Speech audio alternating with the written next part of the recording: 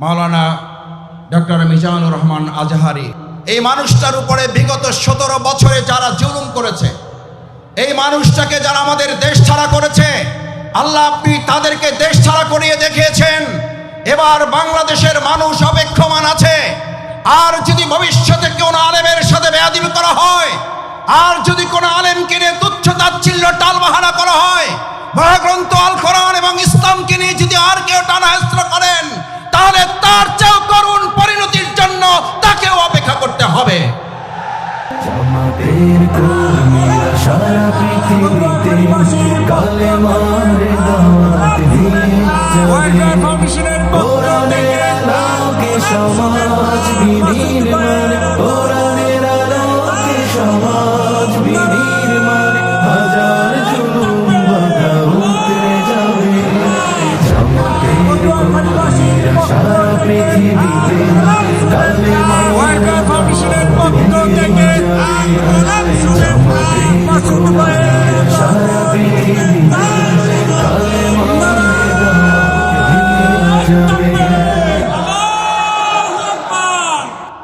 আলহামদুলিল্লাহ,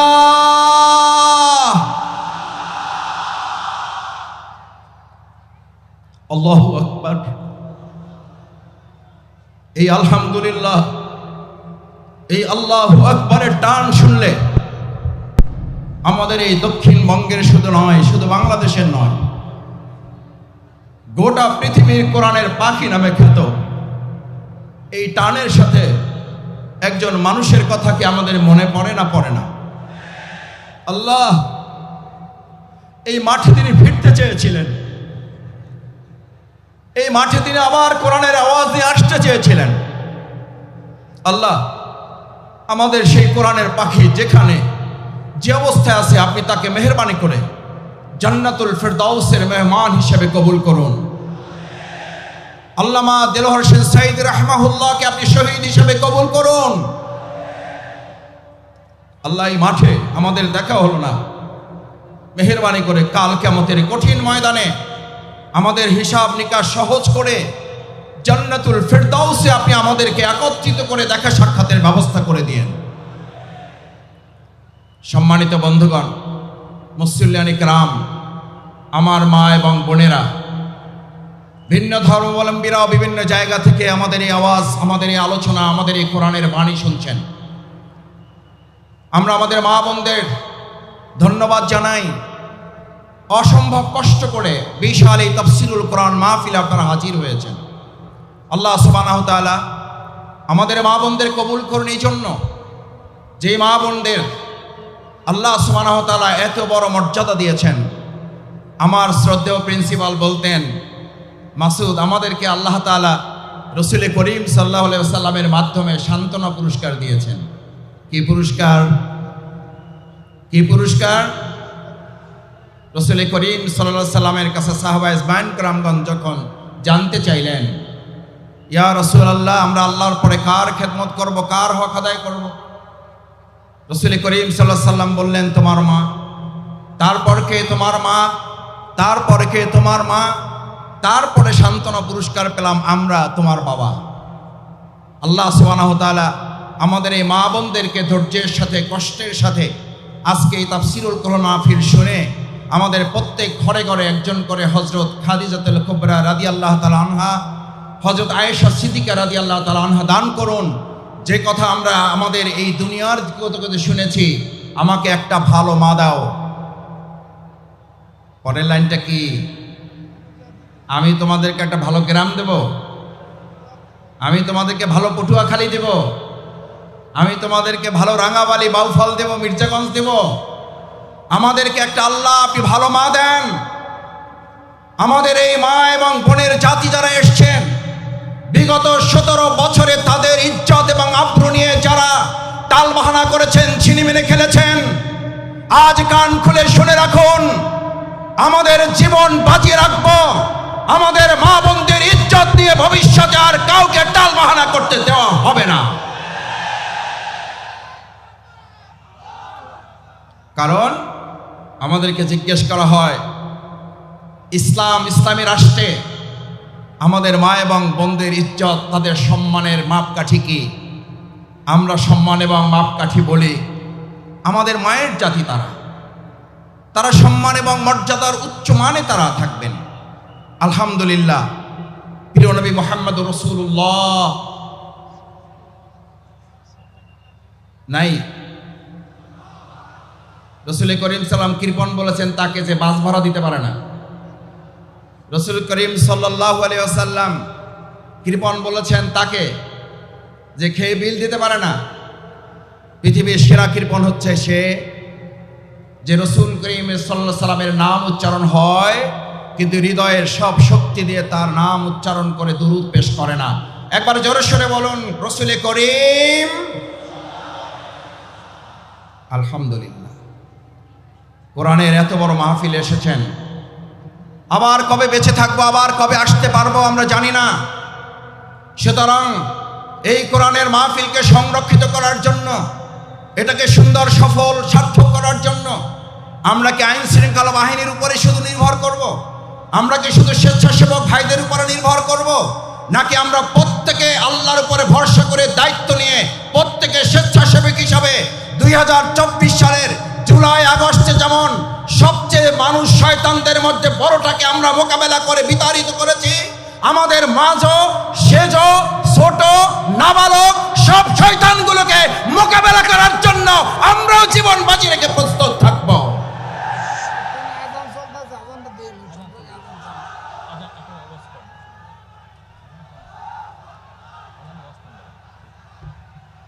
সম্মানিত ভাই এবং বন্ধুগণ, মহাগ্রন্থ আল কোরআন, কোরআনের তাফসীর আপনারা শুনতে এসেছেন।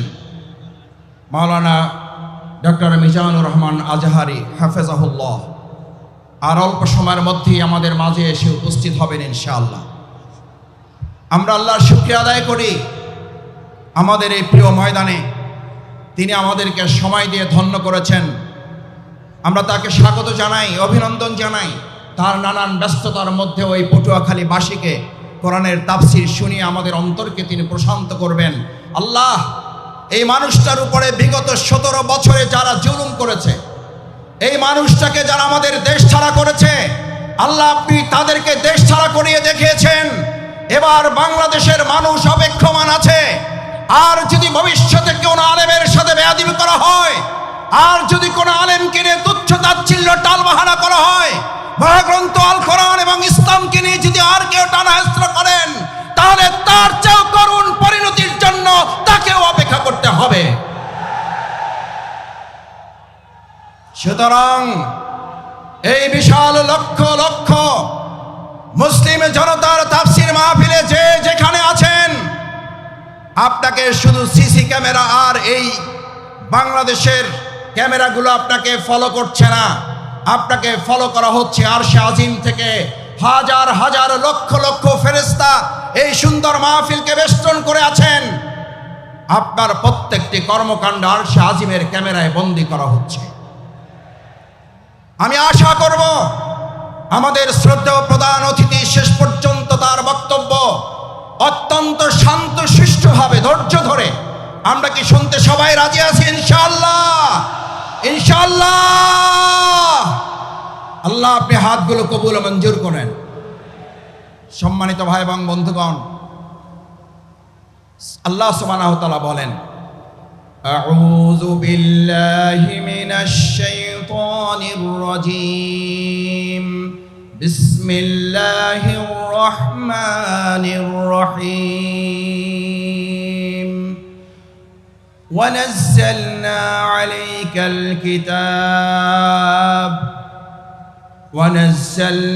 عليك الكتاب تبيانا لكل شيء وهدى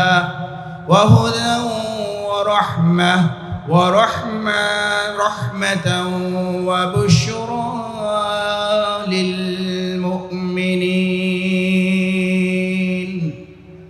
سبحان الله. আল্লাহ সুবহানাহু ওয়া তাআলা বললেন, ওয়ানাজ্জালনা আলাইকাল কিতাব, আমি আপনাদের কাছে, মানব জাতির কাছে, গোটা সভ্যতার কাছে মহাগ্রন্থ আল কোরআন নাজিল করেছি, এই কিতাব দিয়েছি। এই কিতাবের মাধ্যমে আমি শুধুমাত্র তোমাদেরকে নামাজ পড়ার বিধান দেই নাই, এই কিতাবের মাধ্যমে আমি তোমাদেরকে শুধুমাত্র রোজা রাখার বিধান দেইনি, এই কিতাবের মাধ্যমে আমি তোমাদেরকে শুধু যাকাতের বিধান দেইনি, তিবিয়ানান লিকুল্লি শাইইন, সমস্ত কিছু ছোট ছোট বিষয়গুলো আমি বর্ণনা করে একটা একটা করে পরিষ্কার করে তোমাদের সাথে তুলে ধরেছি, যাতে সংস্কারের তোমরা যতই আলোচনা করো, মূল সংস্কার কোরআনের বাইরে না ভিতরে, সংস্কার কোরআনের বাইরে না ভিতরে। সংস্কারের মূল সংস্কারক, পৃথিবীর সেরা সংস্কারক, পৃথিবীর সেরা মহা সংস্কারক আইনস্টাইন, নিউটন, রবীন্দ্রনাথ ঠাকুর, হরশ্চন্দ্র প্রসাদ, তার নাম বলেন একবার জোরে সোরে সবাই। প্রিয় নবী মুহাম্মদুর রাসূলুল্লাহ সাল্লাল্লাহু আলাইহি সাল্লাম কিভাবে সংস্কার করেছেন? আগে রাষ্ট্র সংস্কার নাকি আগে ব্যক্তি সংস্কার? আগে রাষ্ট্র না ব্যক্তি? রাসূল করিম সাল্লাল্লাহু আলাইহি সাল্লাম আগে কি সোনার মদিনা করেছেন না সোনার মানুষ করেছেন? আল্লাহ রাসূল করিম সাল্লাল্লাহু আলাইহি ওয়াসাল্লাম সোনার মানুষ বানিয়েছেন আগে। আমরা আগে থেকে উল্টা দিক থেকে শুরু করতে চাই, আমরা আগে সোনার বাংলাদেশ চাই, আমরা সোনার বাংলা তৈরি করতে চাই, অথচ সোনার মানুষের কোনো খবর নাই। আমরা শুনতে পাই আমাদের স্লোগান তোলা হয়েছিল 7.5 কোটি মানুষের কম্বল, আমার কম্বলটা আমি পাইলাম না। তখন তারা ছিল কম্বল চোর, আর এখন তারা ডিজিটাল যুগে এসে তারা হয়েছে বাংলাদেশের সকল ব্যাংকগুলো ব্যাংকের চোর তারা পরিণত হয়েছে। সম্মানিত ভাই এবং বন্ধুগণ, আল্লাহ তাআলা এই কোরআন নাজিল করে, কিতাব নাজিল করে আমাদেরকে জানালেন, তোমাদের জন্য 4টা সুসংবাদ দিচ্ছি। কয়টা? হুদা, এটা রোডম্যাপ দিয়ে দিলাম, সংস্কারের কর্মপন্থা তোমাদেরকে দিয়ে দিলাম। এমন হেদায়েত, যে হেদায়েতের মাধ্যমে হযরত ওমর ফারুক রাদিয়াল্লাহু তাআলা আনহুর মতো সেই সময়ের ইসলাম গ্রহণের আগের সবচেয়ে খারাপ মানুষটা এই মহাগ্রন্থ আল কোরআনের মাধ্যমে সবচেয়ে সুন্দর সোনার মানুষে পরিণত হয়েছে। সেই মহাগ্রন্থ আল কোরআন আমাদের মাঝে আছে না নাই? তাহলে আমরা আমাদের আজকের বাংলাদেশে যদি সোনার বাংলা করতে চাই, তাহলে আমরাও আমাদের এই কোরআনের আলোকে এই লোকগুলোকে সোনার মানুষে পরিণত করা যাবে, নাকি আমাদের মত দিয়ে মানুষের তৈরি করা তন্ত্র মন্ত্র দিয়ে তাদেরকে পরিবর্তন করা যাবে? যদি সোনার বাংলা করতে হয় তাহলে আল কোরআন দিয়ে করা যাবে, নাকি মানুষের তৈরি করা মতবাদ দিয়ে করা যাবে? যদি কোরআন দিয়ে করা যায় তাহলে সেই কোরআনের বাণী আজকে শুধু শুনবো না, সেই কোরআনের বাণী আমরা সংসদেও পাঠাবার ব্যবস্থা করব ইনশাআল্লাহ।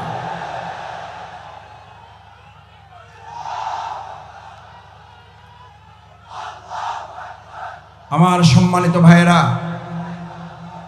সম্মানিত মুসল্লিয়ান ইকরাম, ভাই এবং বোনেরা, আজ আমাদের প্রিয় মাতৃভূমি বাংলাদেশের যে সুন্দর পরিবেশ আমরা পেয়েছি, এই সুন্দর পরিবেশে আমাদেরকে এই কথা বলতে হবে যে আমরা যারা এখন এই জগৎ এবং সময় পার করছি, সেখানে আমরা লক্ষ্য করছি আমাদের প্রিয় মাতৃভূমি বাংলাদেশ যারা হেদায়েতের সুন্দর রাস্তা পেয়েছে, তাদের প্রথম কথা হচ্ছে লা তাখশা ইল্লাল্লাহ, আমরা এক আল্লাহ ছাড়া আর কাউকে ভয় করি না।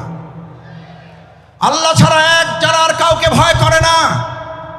পার্শ্ববর্তী কোনো একটা রাষ্ট্র যদি সেই ব্যক্তিদেরকে এক আল্লাহ ছাড়া যারা ভয় করে না, সেই ব্যক্তিদেরকে যদি বলা হয় তোমাদেরকে আলু, ডাল, চাল, পেঁয়াজ, রসুন, কাঁচামরিচ বন্ধ করে তোমাদেরকে আমরা নতজানু করতে চাই, তাহলে ভালো করে কান খুলে শুনে রাখো, আমাদের এই বাংলাদেশের ইসলাম প্রিয় এবং দেশপ্রেমিকের নেতৃত্ব ফাঁসির মঞ্চে দাঁড়িয়েছে, তোমাদের কাছে মাথা নত করে নাই, হাসি মুখে জীবন দিয়েছে, আমরাও জীবন দেব।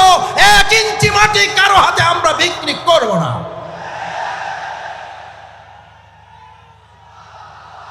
আমার তরুণেরা, আমার যুবকেরা এখানে আছে, আমার তরুণেরা, আমার যুবকেরা 2024 সালের জুলাই আগস্টে স্লোগান তুলেছিল, ঢাকা না, ঢাকা না,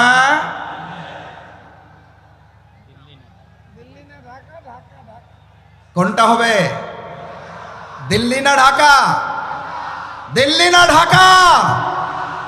আমাদের বাংলাদেশে এমন কোন সরকার আর প্রতিষ্ঠিত হতে দেওয়া হবে না যেই সরকারের কোন সিদ্ধান্ত দিল্লি থেকে হবে।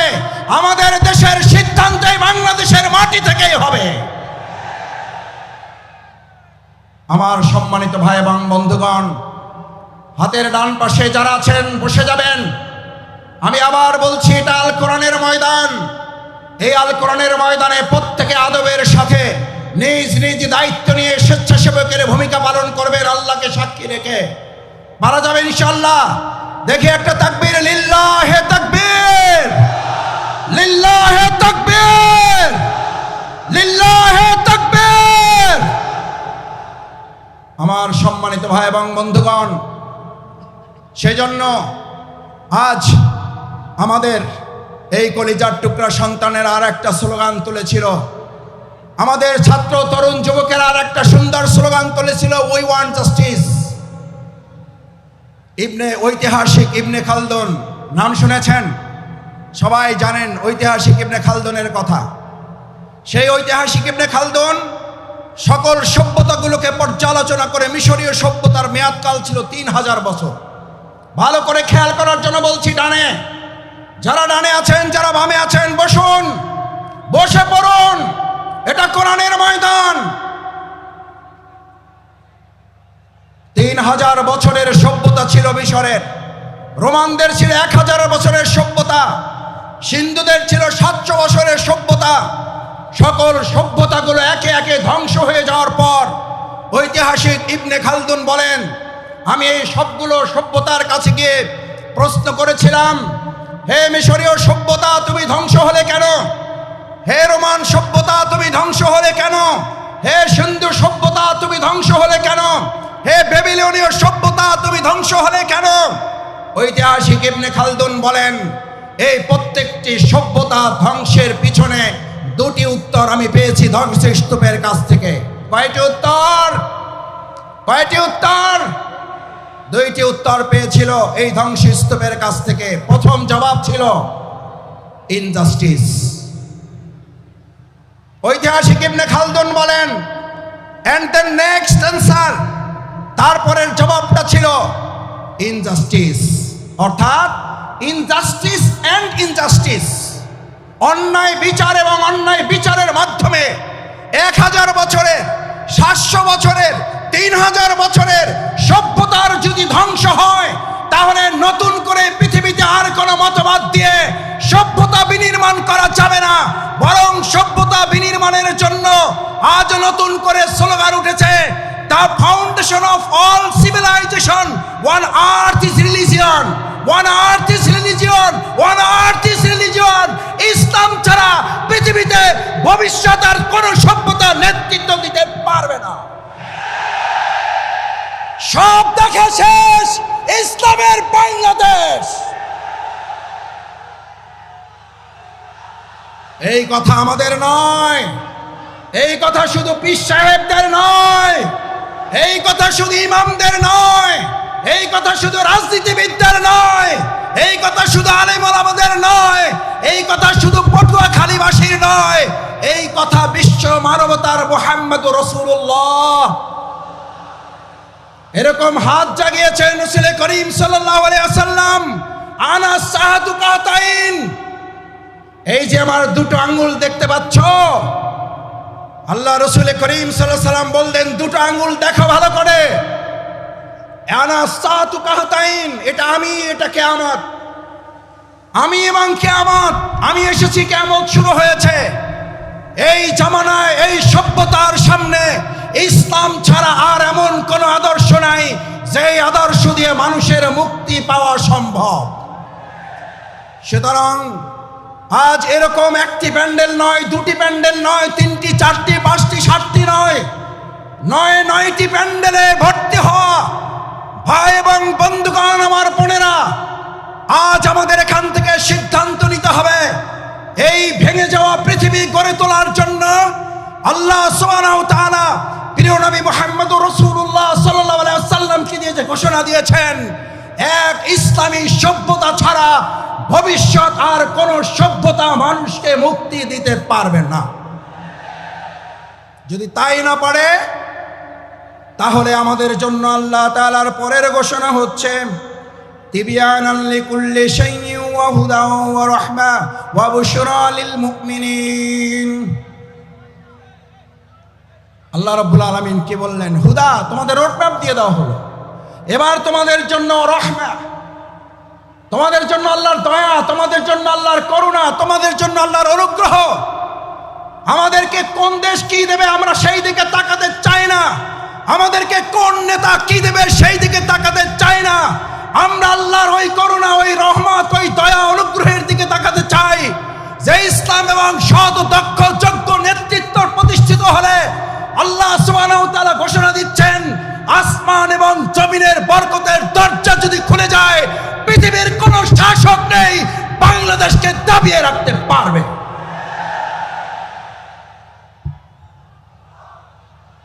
আমরা সেই রহমতের দরজা খুলতে চাই।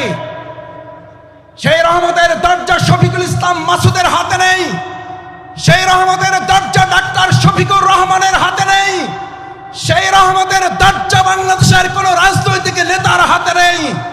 একবার হৃদয় উজাড় করে আর একবার জমিন কাঁপিয়ে সেই আল্লাহর নাম উচ্চারণ করো মুসলিমরা, কে? তিনি কে? তিনি কে?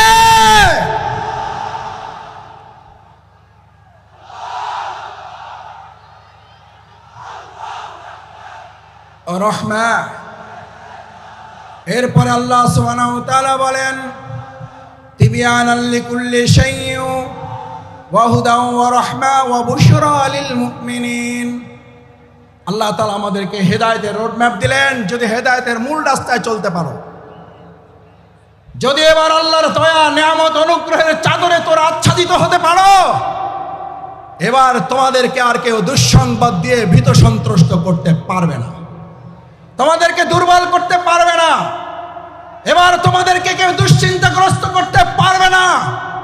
এবার আমি আল্লাহ তোমাদেরকে জানিয়ে দিচ্ছি, এই মহাগ্রন্থ আল কোরআন খুঁটে খুঁটে যদি তোমরা অনুকরণ করতে পারো, এর আলোকে যদি রান্নাঘর থেকে শুরু করে সংসদ ভবন পর্যন্ত শুধুমাত্র জাতীয় মসজিদ বাইতুল মুকাররম আল্লাহর বিধানের আলোকে চলবে না, বাইতুল মুকাররমের পাশাপাশি গণভবন, বঙ্গভবন, সংসদ ভবন যখন পরিচালিত হবে, আল্লাহ বলেন গোটা দুনিয়ার কোন প্রান্ত থেকে তোমাদের সুসংবাদ দরকার হবে না।